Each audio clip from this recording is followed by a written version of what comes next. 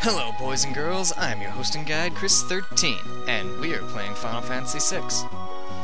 In the last episode, we kinda messed up. You know, we thought we were doing a good thing by helping the Empire. We honestly thought that they wanted peace. So did the Espers, and well, look what that got them.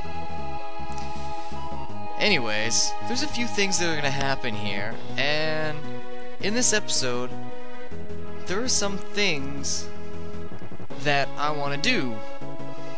You know, side stuff. So if you're not looking for side stuff, this episode might not be for you. But we're gonna pick a few things up, we're gonna see a few cutscenes, and we're gonna fight a really powerful monster. So, without further ado, let's get the first set of cutscenes on the way and jump aboard our airship. The Empire went to the sealed gate. Something about having found some stone idols. Oh no!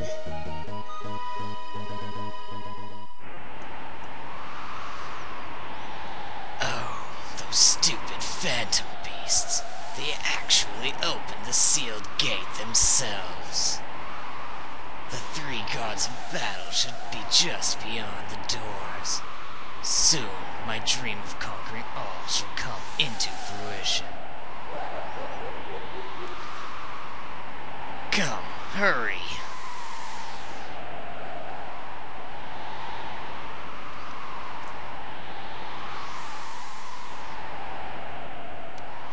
What is it, Terra?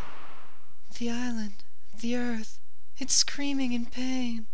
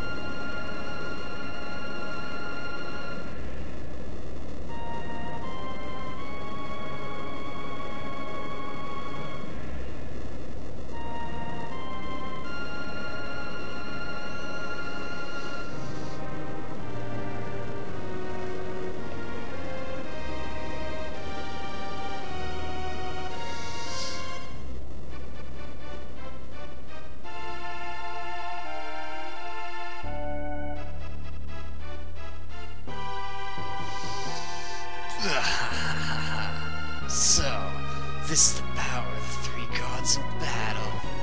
With this power, and the power of my Magirock, why, the entire world will be mine.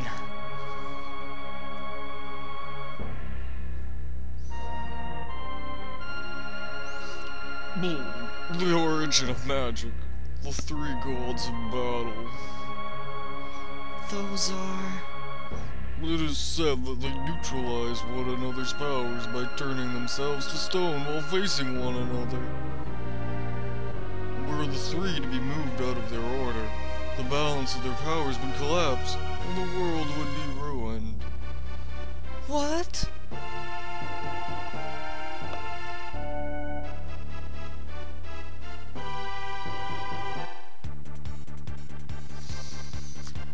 So, now we can go chase after him with the magic content, but, as I said, there are a few other things we're going to want to do first. So, if you just give me a second here, I'm going to unequip my characters, because, well, honestly, they really don't need to be equipped. Actually, really, I don't even need to bother with this, because, well, you'll find out eventually.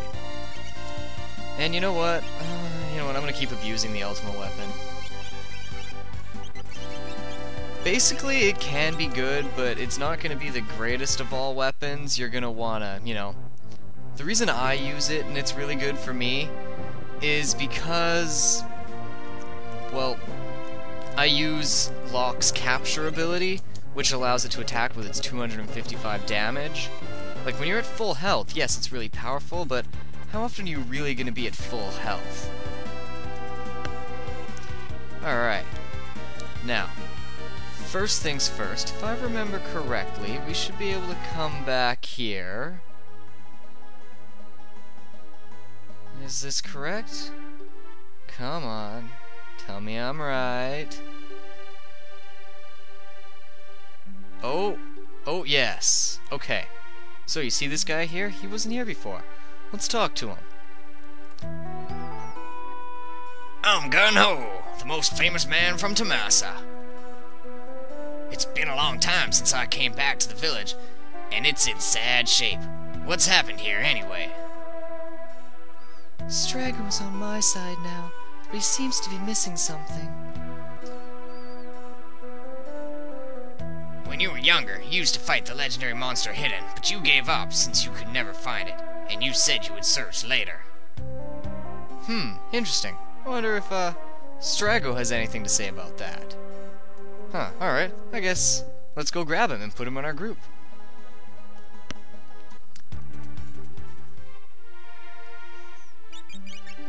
I guess we should also pop some, running shoes back on here or something. Why do I always have such trouble finding them? Dash shoes, that's why I always have trouble finding them. I'm Gun-Ho, the most famous man from Tomasa. It's been a long time since I came back to the village. It's in a sad shape. What happened here, anyway? Gung-Ho? Hey, it's Strago. Are you going to start hunting Hidden again?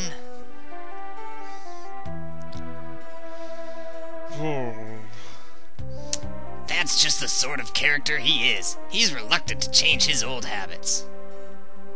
When you were younger, you used to fight the legendary monster Hidden, but you gave up, since you could never find it, and said you would search later. Oh, no, that's not why I gave up. Well, that monster only shows up on Emoshi Rock, and Emoshi Rock is submerged beneath the sea. You never have given me a straight answer. Oh, Strago. What a pitiful fool. Anyways, while you're here, you might also want to pick up some weapons and items because, well, you could be using them. And if you've been playing along with me, we have way too much money. But I'll do that some other time. Next, you remember when we were doing the whole dinner and dance for the Empire, and we got a few places unlocked? Well, we've already been through here, the Imperial Fort, so we got all the stuff from there. But we also got Doma unlocked, right? So, seeing as how we haven't been through Doma yet, where the hell? Oh. Let's go to the castle and grab what we can. There's no enemies in here, so you don't need to worry about your team, hence why I've just got Strago in my party right now. Right? Now, coming up here isn't really anything all that spectacular. Right? You can pick up some items, there's beds you can go lie in for free healing, but this isn't necessary. I'm just collecting them right now because I can. Now, not saying that these items are bad, like you noticed. No, I don't want to take a rest. Nothing in here, but yeah, like I said, free sleep. The items aren't great, but they're not bad. You notice we've already got another elixir, we can pump that into the category of items that are so great we're never going to use them. I might use them in the final battle, but honestly, they really are. They're those items that are just too good that I tend to hold off on them and go, oh my god, no, I might need them later, and then, you never use them, right? Elixirs, turbo ethers are probably going to be sitting in that pile. You know what, actually, I'm going to be trying to use them throughout the course of this game, just so that I don't wind up like that, because really, it is kind of sad when you do stuff like that to items. Like, they're good, they're meant to be used in, like, near-death situations, and I can already think of a few boss battles where I'm going to wind up in those sort of situations. Can I? Yes, I can get in here. Things down. Abandon beads. Now, I think those reduce enemy encounters. I might be wrong. Yes. Oh, randomly evades avoidance of enemy attacks. Huh. Really good evaders raid. Not too shabby. Alright, so I guess coming back here wasn't, you know, total waste. We did get some pretty good items, but I think that's about all you can get. I don't think there's anything else. Yeah, nothing in the King's Room, and there'll be nothing up top on the other side. So, with Doma Castle out of the way, on to the next step. Now, we already picked up Seraphim, which we spent a whole bunch of money on, and like I said, if we wait till later in the game, we can actually come back, and we could have bought it for only 10 gold. Right? There were other Espers that I missed, well, not missed, but just didn't bother going and getting after the Magitech Research Facility, which we're going to go get now, because you need a bit of money to be able to get them for one, and for two, they can kind of be a pain in the ass. Right? They are here at the auction house. Now, this works by... You start by talking to this guy and you opt to bid in the auction. And you're gonna get a random item here.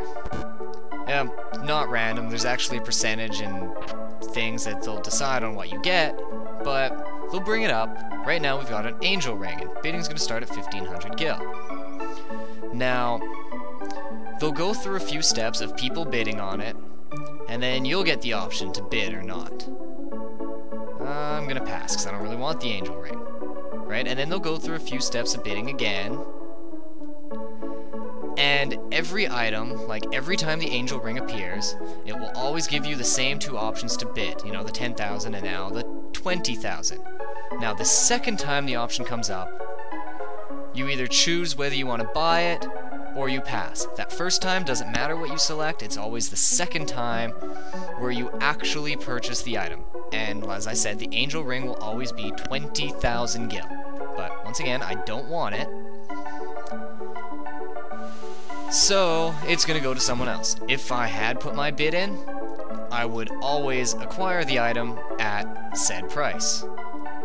But as it's not what we're looking for, because we're looking for espers, let's try this again. Bid in the auction.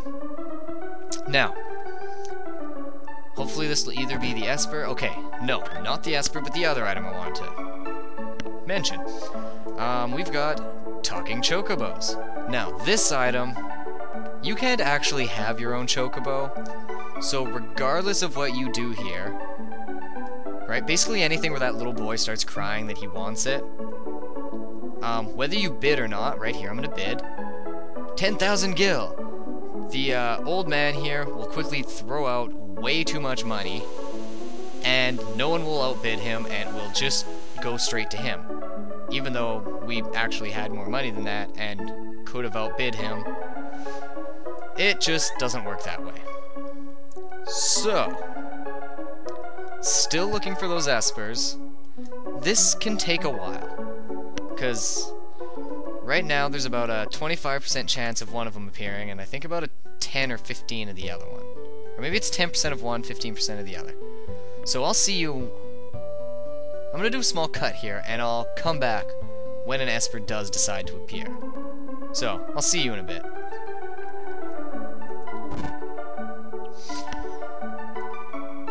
Alright, first one down, Magirock Golem. So, as I said before, bidding will always slowly work its way up. And should we bid? Yeah, 15,000. Now, as I said, you're always going to be given the two options. So, first one will go through, doesn't do anything. Second one, 20,000 gil. And Golem is ours. Now, that's all for today. I'm gonna try and see if I can find the second Esper. So, I shall see you guys again when the next Esper appears.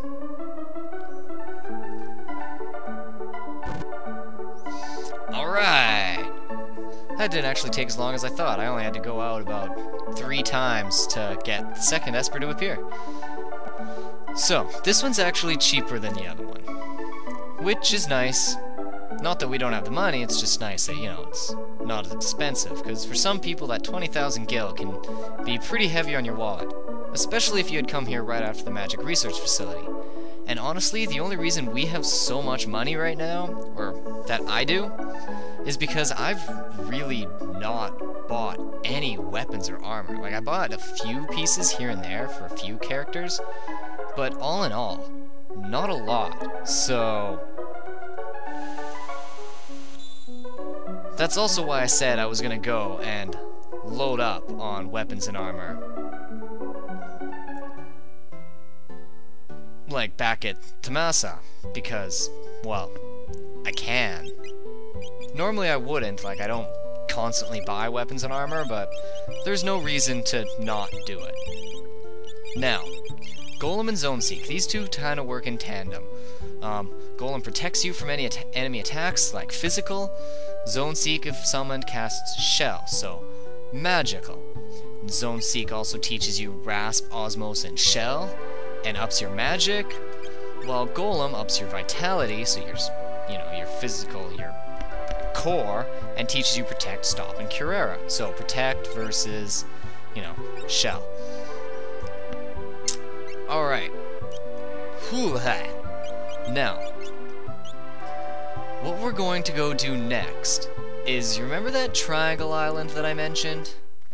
Yeah, and the enemy that's there that's really good for grinding against, especially in like normal Super Nintendo versions, well, we're gonna go fight him so that I can show him off.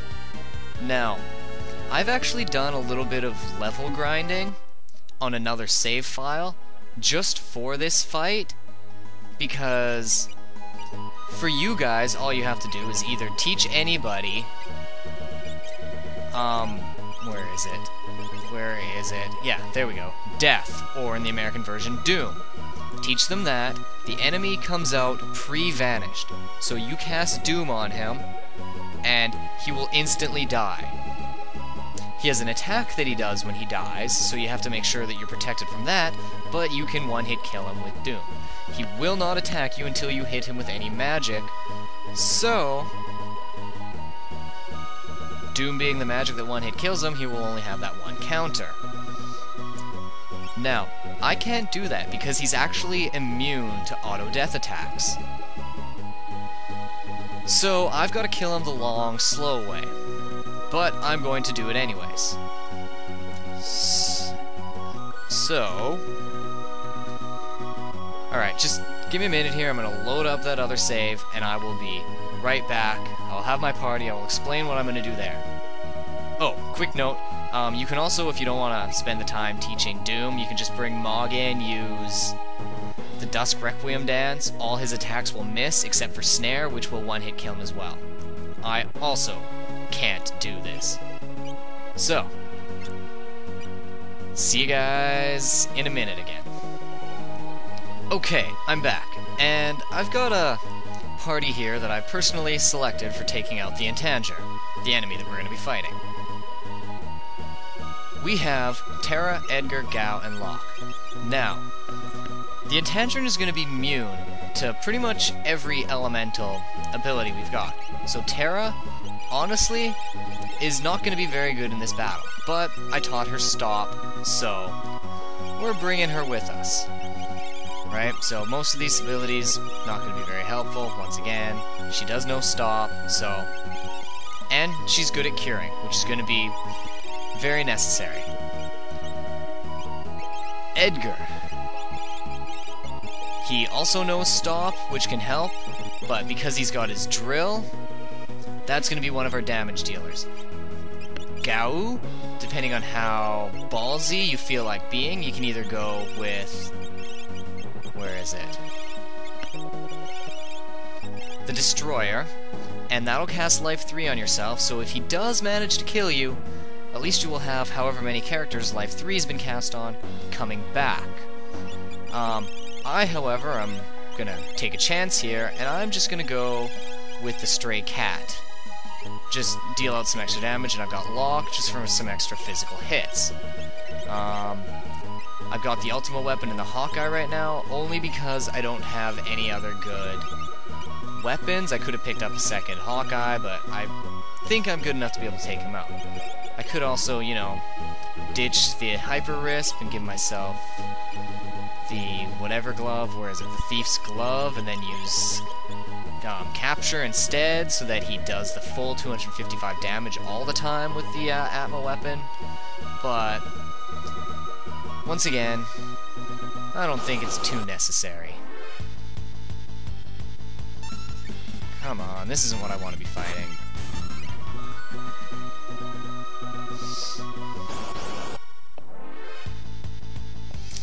Alright, finally. Okay, the Intanger. What we're gonna do is we're gonna start by casting Stop on him. Because it works, it will make it so that he can't attack us for a while, and by doing so it'll also cause him to appear, so now we can attack him. And this is basically all it's going to be for a while, just us hitting him, him not being able to fight back, you know, fun stuff. We'll put Terror in the front row, just see if she can do a bit more damage with her weak little weapon. I've also got her with a really old sword because, well, as I said, you don't want any of the elemental weapons on her because the Intanger will absorb them. Yeah.